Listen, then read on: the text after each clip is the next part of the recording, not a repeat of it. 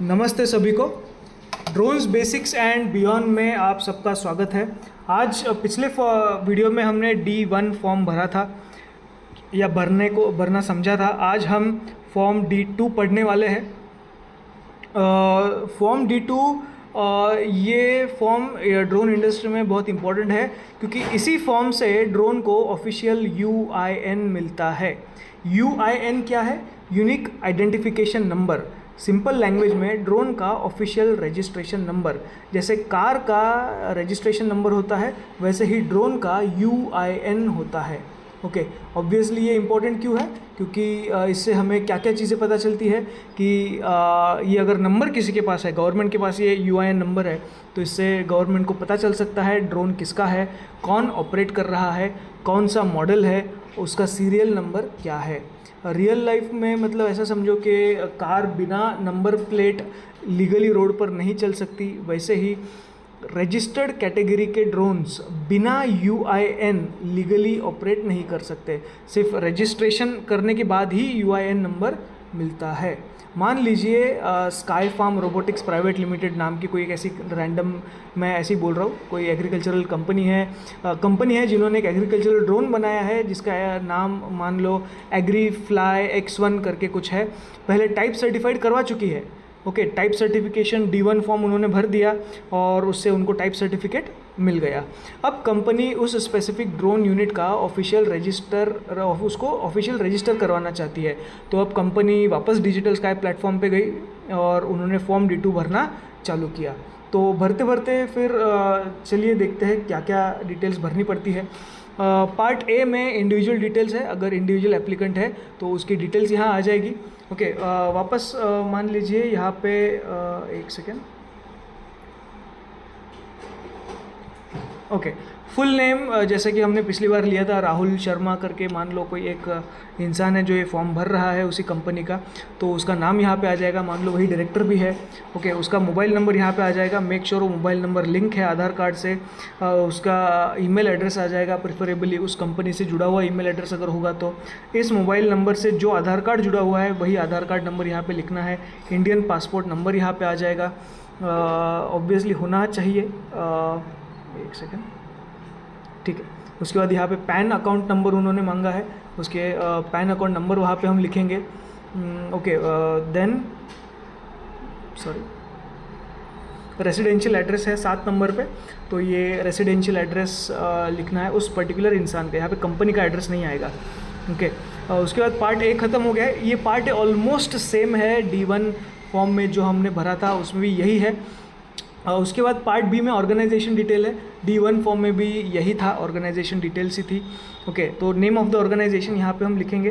Name of the organisation, address of the organisation, वो organisation का जो भी मैन्युफैक्चरिंग प्लांट है वो कहाँ पे है, ठीक है। Registration number of the organisation, okay. GSTIN number अगर एप्लीकेबल है तो फिर वो वहाँ पे लिखना है। किसी भी एक डायरेक्टर का नाम यहाँ पे आएगा। ओके, और आधार कार्ड यहाँ पे लिखना है हमें। एक सेकेंड, अच्छा, नंबर 12 में एक छोटी सी चीज़ याद रखें, जितने भी डायरेक्टर्स हैं उन सबका नाम उन सबका आना चाहिए। भले आगे का इन्फॉर्मेशन एक एक डायरेक्टर का है, लेकिन सारे डायरेक्टर्स के यहाँ पे नाम आना ज़रूरी है। ओके, क्योंकि इधर यहाँ पे देखो S लिखा हुआ है, नेम ऑफ द डायरेक्टर्स।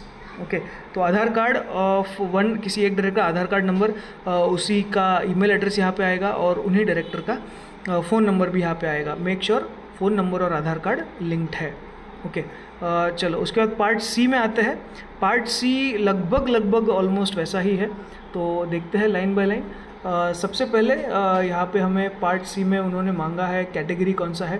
तो पिछली बार जैसे हमने रोटरक्राफ्ट भरा था तो हम रोटरक्राफ्ट लिखेंगे, क्योंकि अगर सिर्फ फिक्स्ड विंग है तो आप एरोप्लेन वाला लिख सकते हैं, और अगर मिक्स है तो आप हाइब्रिड वाला लिख सकते हैं। सब category remote pilot aircraft system है, या फिर मॉडल है, या फिर ऑटोनोमस है। ओके, तो ये डिटेल्स आपको यहाँ पे भरनी है। तो RPAS कैटेगरी हम लिखेंगे, रिमोट पायलट एयरक्राफ्ट सिस्टम है हमारा। कौन से क्लास में आता है, स्मॉल कैटेगरी में आता है। ये सब चीज़ें हमने D1 फॉर्म भरते वक्त डिटेल में डिस्कस करी थी। मैन्युफैक्चरर का नाम यहाँ पे लिखना है, मॉडल का नेम यहाँ पे लिखना है, ठीक है। मैन्युफैक्चर का नाम जैसे अभी यहाँ पे एग्जांपल हमने लिया था, स्काईफॉर्म रोबोटिक्स प्राइवेट लिमिटेड ने मैन्युफैक्चर किया हुआ है। ये ड्रोन का मॉडल है एग्रीफ्लाई X1।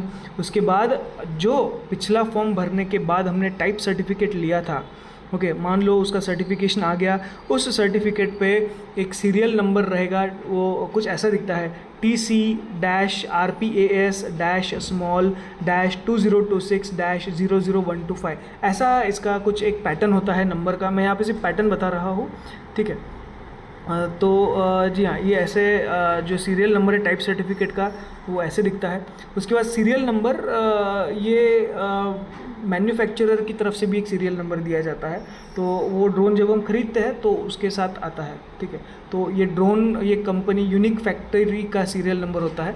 ये इंपॉर्टेंट होता है क्योंकि अगर क्रैश हो जाए, चोरी हो जाए, मिसयूज़ हो जाए, इन्वेस्टिगेशन में आ जाए तो ड्रोन आइडेंटिफाई किया जा सकता है, ठीक है। उसके बाद flight controller module serial number, ये हमने पिछले इसमें भी देखा था, ओके। तो जो भी फ्लाइट कंट्रोलर है, पिक्सॉक है या जो भी है, उसका डिटेल सीरियल नंबर वहाँ पे लिखना पड़ेगा।